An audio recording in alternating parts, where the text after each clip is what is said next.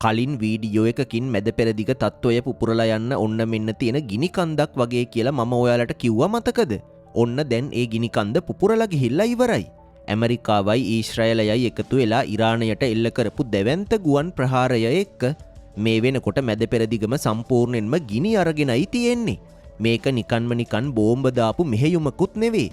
ඉරානයේ උත්තරීතර නායකයා මිය ගියා කියන ආරංචියත් එක්ක ඉස්ලාමීය ලෝකයත් කම්පණයට පත් වෙලයි ඉන්නේ.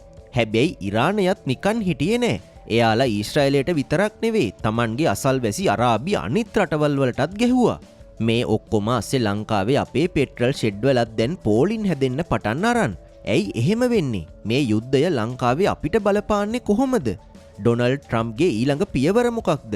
මේ හැමදේම ගොඩක් සරලව හැබැයි කිසිම තැනක අහන්න නොලැබෙන ගැඹුරු තොරතුරුත් එක්ක අද අපි කතා කරනවා. එහෙනම් අපි යමු මේ යුද්ධයේ ඇතුළාන්තයට.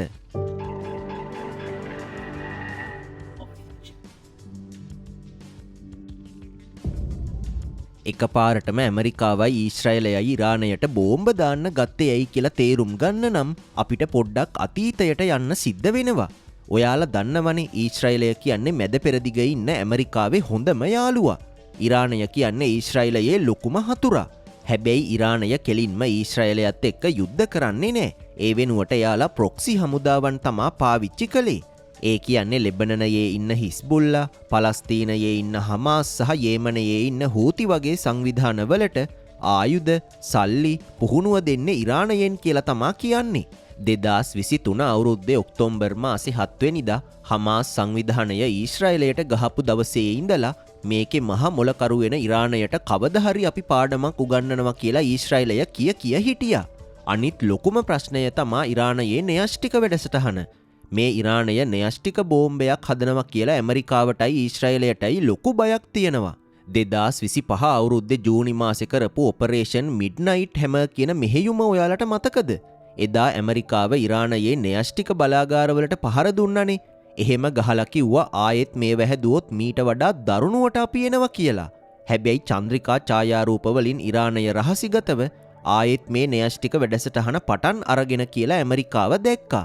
ඒ වගේම මේ මෑතක් වෙනකොට ඉරානය ඇතුළේ ලොකු සිවිල් අරගලයකුත් ගියා. මිනිස්සු පාරට බැහැලා ආණ්ඩුවට විරුද්ධව උද්ඝෝෂණය කරනකොට ඉරාන රජය Tamanගේ රටේ මිනිස්සු දහස් ගාණක් මරලා දාන්න පටන් ගත්තා.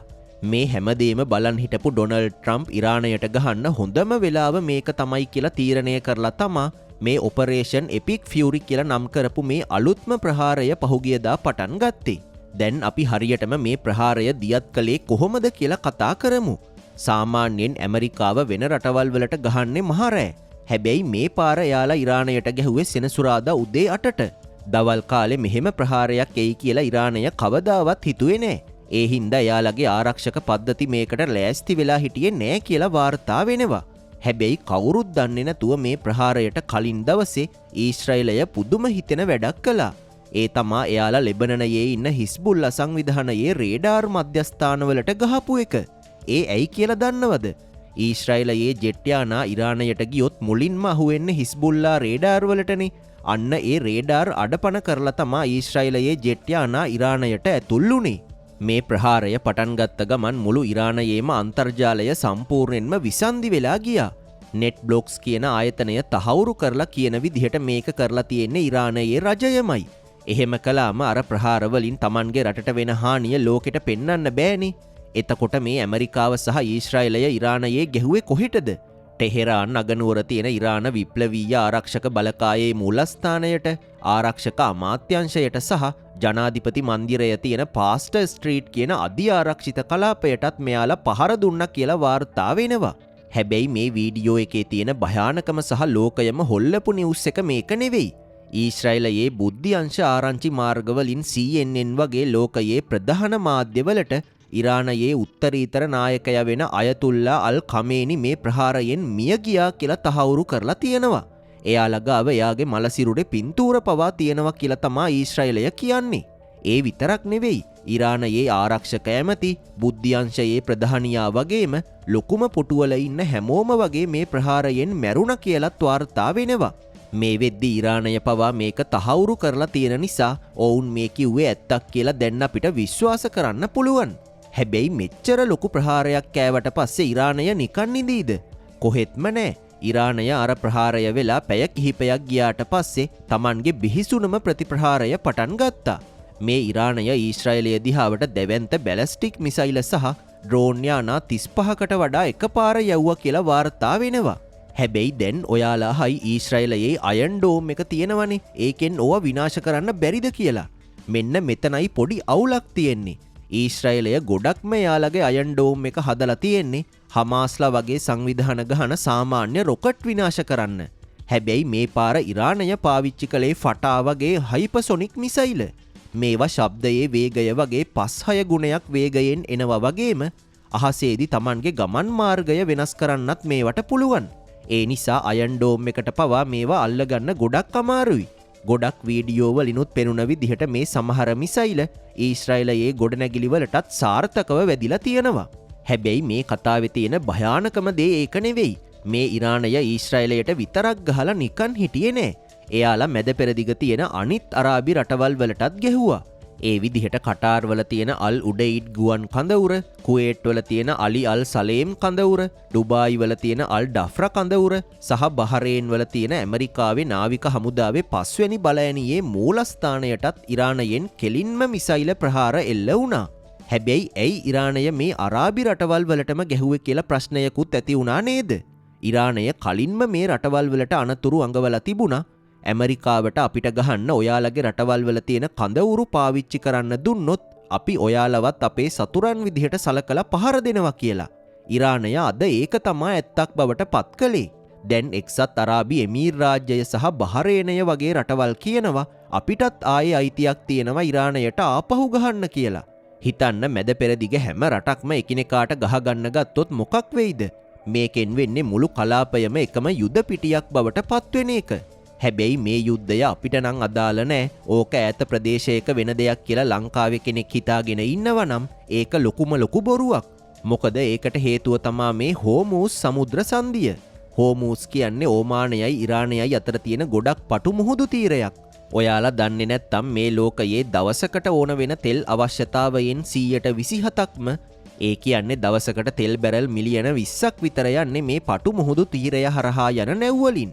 සෞදි අරාබිය, කුවේට්, කටාර්, ඉරාකය වගේ රටවල් එයාලගේ තෙල් සහ ගෑස් ලෝකෙටම යවන්නෙත් මේ පාරෙන්. ඉරානය මේ වෙද්දි අපි මේ හෝමූස් සමුද්‍ර සංදිය වහලා දානවා නැත්තම් ඒකෙන් යන තෙල් නැව් වලට ගහනවා කියලා තර්ජනය කරලායි තියෙන්නේ. ඒ හින්දා නැව් මේ පාරේ යන්න දැන් බය වෙලයි ඉන්නේ. මේකේ ප්‍රතිඵලය තමා එක රැයකින් ලෝක වෙළඳ පොලේ තෙල් මිල අහස උසට යන එක. එතකොට චීනය, ඉන්දියාව වගේ රටවල් වල කර්මාන්ත ශාලාවලට තෙල් නැතුව යනවා. ලංකාව දිහා බැලුවොත් දැනටමත් ලංකාවේ සමහර පැතිවල පෙට්‍රල් ෂෙඩ් වල දිග පෝලිම් හැදිලා තියෙනවා කියලා ඔයාලා දන්නවනේ. හෙට ඉඳන් තෙල් නැති වෙයි නැත්තම් මිල දෙගුණ වෙයි කියලා මිනිස්සු බය වෙලා වැඩිපුර තෙල් ගන්න එකත් මේ වෙද්දි සිද්ධ වෙනවා.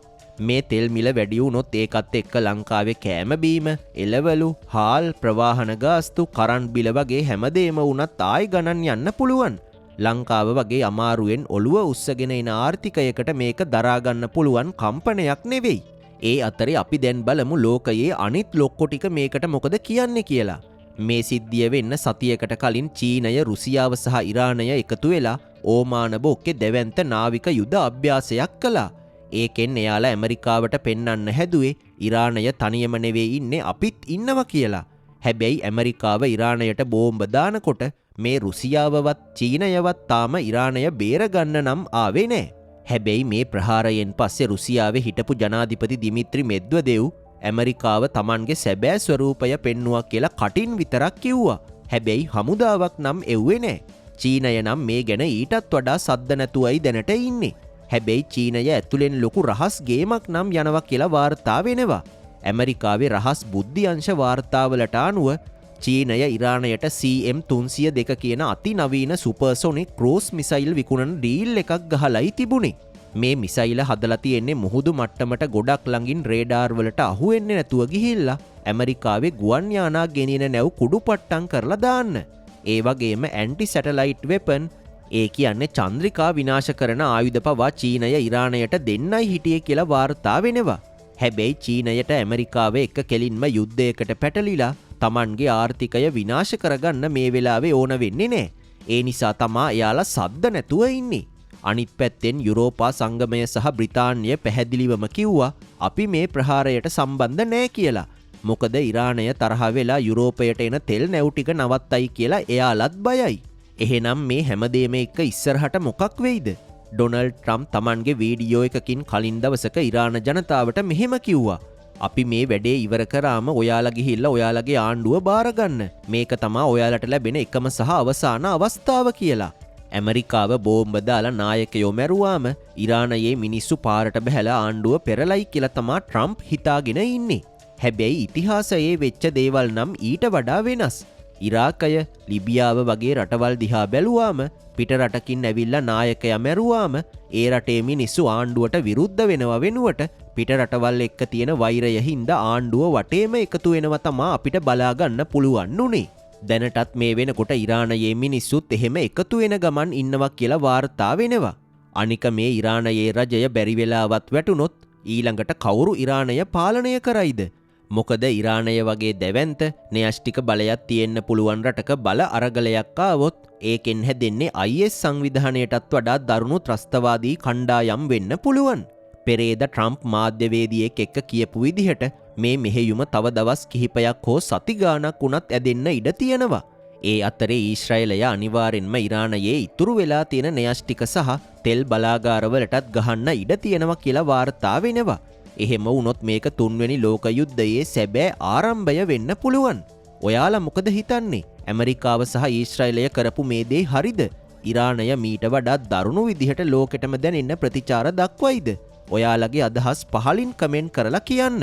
තත්ත්වය මොහොතින් මොහොත වෙනස් වෙන නිසා අලුත්ම අප්ඩේට් ලෝක දේශපාලනයේ ඇත්ත තත්ත්වය සිංහලෙන් දැනගන්න අපේ channel එක අනිවාර්යෙන්ම subscribe කරලා තියාගන්න.